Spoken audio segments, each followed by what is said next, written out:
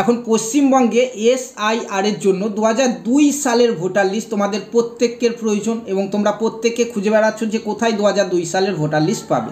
তো দেখো, এরকম যদি একটা স্মার্টফোন তোমাদের কাছে থাকে, যে কোনো ফোন, এই ফোনের মাধ্যমেই কিন্তু তোমরা প্রত্যেককে 2002 সালের ভোটার লিস্টটি খুব সহজে ডাউনলোড করতে পারবে। তার জন্য কি করতে হবে, দেখো তোমাদের প্রত্যেকের ফোনে এরকম কিন্তু গুগল ক্রোম রয়েছে, তোমরা দেখতে পাচ্ছ। জাস্ট এটাকে ওপেন করে দেবে। এটাকে ওপেন করার পরে এখানে এই যে উপরে টাচ করে কিছু লিখতে হবে আমাদেরকে। কি লিখবে?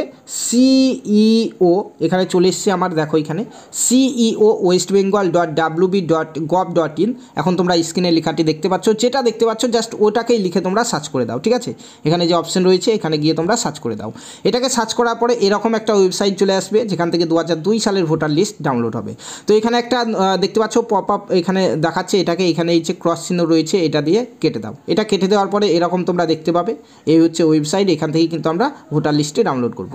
ইলেকট্রাল রোল অফ এসআইআর 2002 দেখতে পাচ্ছ। জাস্ট এটার উপরে তোমরা টাচ করো। এটার উপরে টাচ করলে এরকম একটা চলে আসবে যেখানে 2002 সালে পশ্চিমবঙ্গে যতগুলি জেলা ছিল প্রত্যেকটি জেলার নাম এখানে কিন্তু দেখাবে।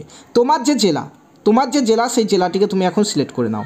আমার যেমন মুর্শিদাবাদ, এখান থেকে আমি মুর্শিদাবাদটা সিলেক্ট করে নেব। দেখো মুর্শিদাবাদ সিলেক্ট করে নিলাম। মুর্শিদাবাদে টাচ করার পরে এখন মুর্শিদাবাদের প্রত্যেকটি এখান থেকে দেখতে পাচ্ছ যে অ্যাসেম্বলির নেম, বিধানসভা কেন্দ্রগুলি কিন্তু দেখাচ্ছে।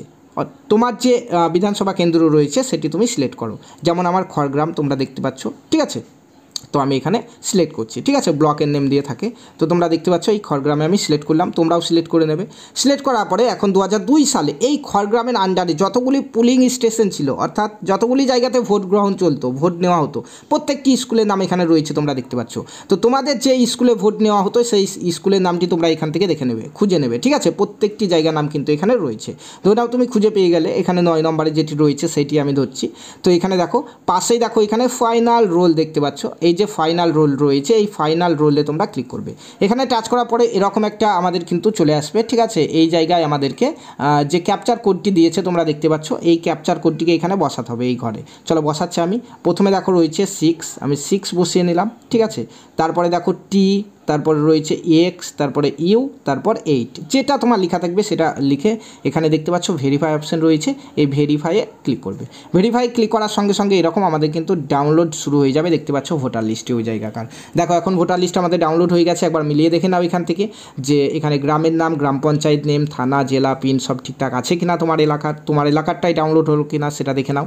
দেখে নেওয়ার পরে নিচের দিকে চলে এসো। 2002 সালে তোমাদের ওখানকার যত ব্যক্তির নাম ভোটার লিস্টে ছিল প্রত্যেকের নাম এখান থেকে তোমরা দেখতে পাবে একে একে, ঠিক আছে? প্রত্যেকের নাম, এখানে বাবার নাম, এখানে ভোটার কার্ড নাম্বার কিন্তু তোমরা দেখতে পাবে, ঠিক আছে? তো এইভাবেই 2002 সালে ভোটার লিস্ট প্রত্যেকে ডাউনলোড করতে পারবে। তো তোমার বন্ধুবান্ধব যারা 2002 সালে ভোটার লিস্ট নিয়ে চিন্তিত ছিল প্রত্যেকে কিন্তু এই ভিডিওটি শেয়ার করে দেবে যাতে প্রত্যেকে নিজের ফোন থেকেই ডাউনলোড করে নিতে পারে, ঠিক আছে?